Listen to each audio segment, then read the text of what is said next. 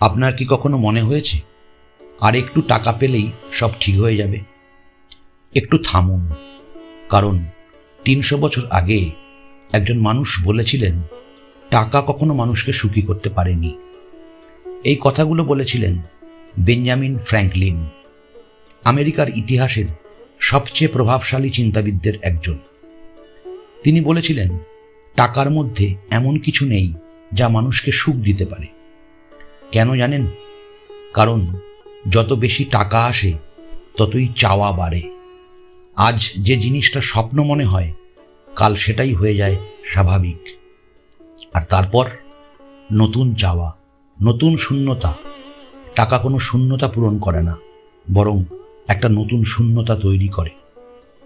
ভাবুন তো, যখন আপনার কাছে কিছুই ছিল না তখনও আপনি হেসেছিলেন, কিন্তু আজ সব থাকা সত্ত্বেও কেন যেন মনটা ফাঁকা লাগে।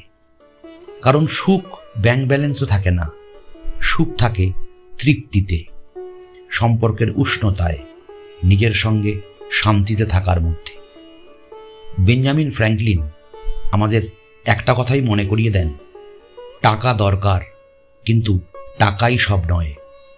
আপনি যতটা চান তার চেয়ে একটু কমে খুশি থাকতে শিখলে সেটাই আসল সম্পদ। আপনার কি মনে হয়, টাকা না তৃপ্তি, কোনটা বেশি দরকার? কমেন্টে লিখুন।